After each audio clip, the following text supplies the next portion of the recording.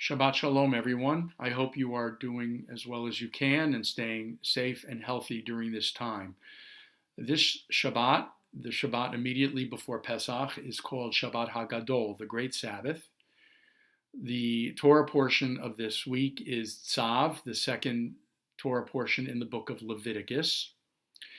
But also a special haftarah, a prophetic selection, is added from the prophet Malachi in keeping with the theme of the day. Malachi was the last of the prophets, and he concludes the section in chapter 3 as follows. Behold, I send you Elijah the prophet before the great and awesome day of the Lord. Elijah the prophet, one of Elijah's functions is as harbinger of the Messianic Age, the age of redemption. Of course, redemption and liberation are the main themes of Passover as we commemorate the Israelites' redemption from slavery in Egypt. But naturally, we also, all of us, pray for redemption and liberation from the scourge of COVID-19, and we pray that good treatments and medications and vaccine will be created and delivered as soon as possible while we all stay as safe as we can. I think about that night, that fateful night, the first Passover, when the Israelites hunkered down in their homes, in their own shelters, having placed lamb's blood on their doorposts in order to protect them from the angel of death. The angel of death would pass over their houses and would slay the firstborn of the Egyptians. All the Israelites, as long as they stayed in their homes, were safe from the angel of death. Of course, today we are all being told to stay at home, if possible, to shelter in place, if at all possible, unless we have some kind of essential work or activity that we need to do.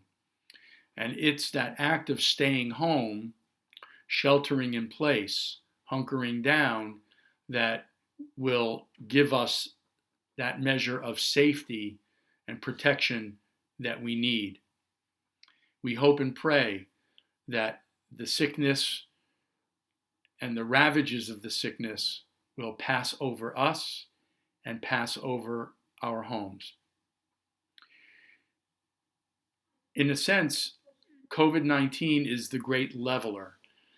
It pays no regard for religion, nationality, ethnic group. We are even learning that even though we had been told earlier that people 60 and older are more vulnerable to it, we're learning more and more that younger people are getting this virus, God forbid even children, so everybody has to be safe. There is a Talmudic teaching that's well known. In fact, it's one of the most well known of all the Talmudic sayings. Kol Yisrael arevim ze bazeh. Every Jew is responsible for every other fellow Jew. Or another way of translating it, all Jews are responsible for one another. But now, in the age of COVID-19, it is as if all of us are like those Israelites who had to hunker down in their own homes to stay safe on the first Passover.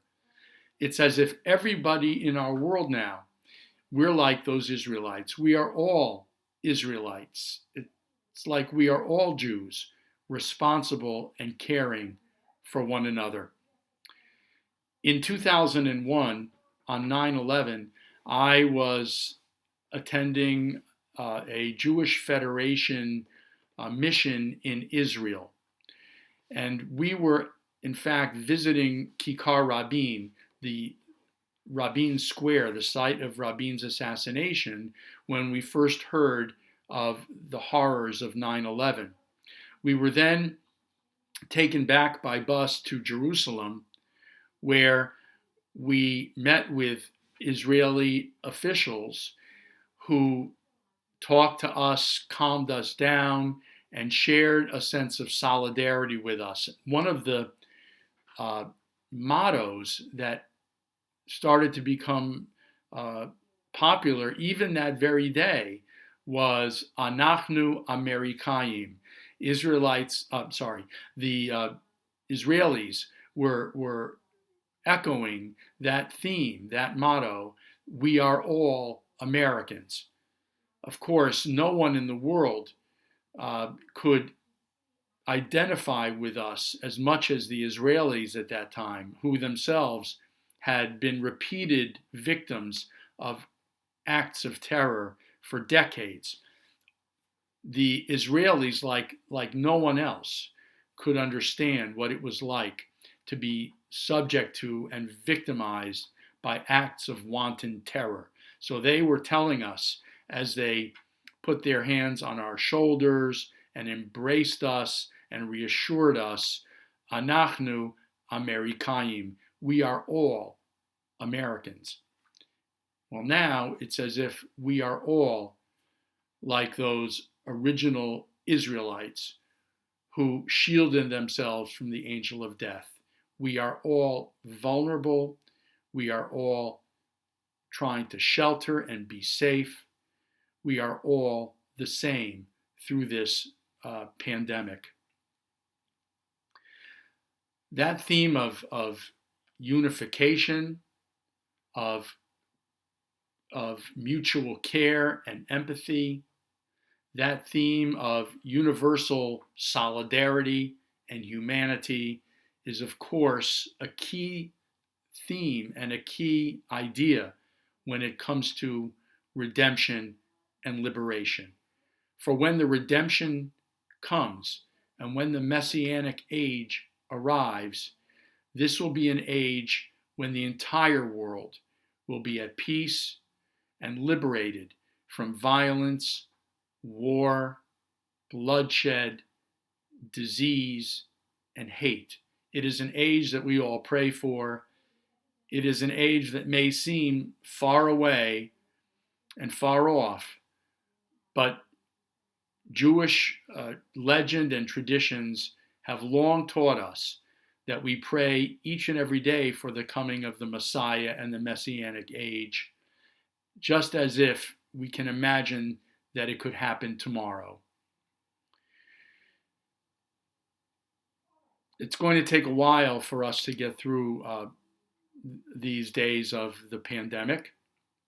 It's not going to happen tomorrow, the liberation and the cure and the vaccines and the restoration of life as it was. It could take weeks, it could take months, it could take even longer, but however long it takes, we're going to get through it together because we're going to try our best to maintain a positive and hopeful attitude. Whenever we catch ourselves slipping into dark thoughts of despair and hopelessness, use whatever tool you can. In the counseling field, we call it thought-stopping techniques. Use whatever tool you can to stop that train of thought and to shift it into something more positive and more bright. Some people imagine a big red stop sign when their thoughts are going too negative. Others use nature images, the beach, the ocean, the woods, the forest, the mountains. Other people imagine the faces of their loved ones. Other people think of their favorite vacation that they took some time ago, or their favorite song or poem or story, whatever works. Use whatever techniques will work for you to stop the train of deep and dark, pessimistic thoughts.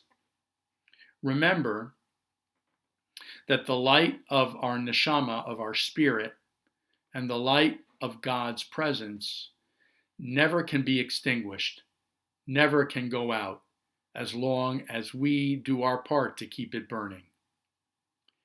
In today's Torah reading of Leviticus, of Tzav, in chapter 6, verse 6, we read, Eish tamid tukad al hamizbeach lo tichbeh, translated as, a perpetual fire shall be kept burning on the altar, not to go out.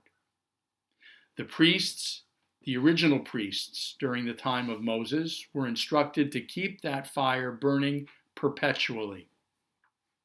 It should never be allowed to go out because it symbolized the light of God's presence and the ever glowing light of the human spirit.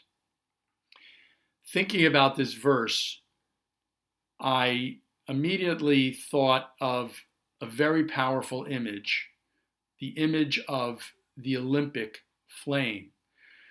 We know that this year the Olympics are scheduled for Tokyo this summer, but no doubt everything will change when it comes to the scheduling of this year's Olympics. But I also think about the way the Olympic torch was passed by relay, originally lit in Greece several months before the Olympic Games, and then passed by relay, winding up eventually at the site of whatever that year's Olympics, wherever it would happen. And for some reason, I remembered 1996, and I remembered the Olympics in Atlanta. There's a tradition that the last person who receives the Olympic torch is kept secret until the very last moment, when that person steps forward and receives that torch and then takes the torch and lights the huge Olympic flame that will symbolize human brotherhood and the spirit of cooperation and healthy competition throughout the entire Olympic Games. That year was especially remarkable because the last person to receive that Olympic flame torch in the relay was Muhammad Ali, 1960 Olympic gold medalist for the United States in the sport of boxing. In 1996, Muhammad Ali stepped forward, and looking at him, receiving that Olympic torch, the crowd literally went wild. You could hear the roar of the crowd. I actually watched the video just the other day, and I think part of me wanted to watch it because I felt that I needed an uplift of the spirit. So I watched the video. It's available. It's easy to find, and it's only a minute and a half left. Only a minute and a half in length. When you see Muhammad Ali receive that torch, and you hear the roar of the crowd, and you watch as his hands are visibly trembling because he was suffering from the terrible effects of Parkinson's disease at that time. He had quite an advanced case of Parkinson's. But grasping that torch, the Olympic flame, while his hands visibly shook, and lighting the great Olympic torch as the crowd roared, as the excitement was so visible and audible. If you were to watch that video again, I could not help but be moved. And I felt tears coming to my eyes, and my emotions were just swirling all around. And I thought about what was it that I was feeling? What are the emotions that are swirling within me right now? Why am I so affected by this? And I realized that I was feeling inspired by Muhammad Ali. I was feeling inspired by the image of a person who, though very sick, was able to do something that gave the entire world a feeling of hope, indeed even a feeling of joy during that moment.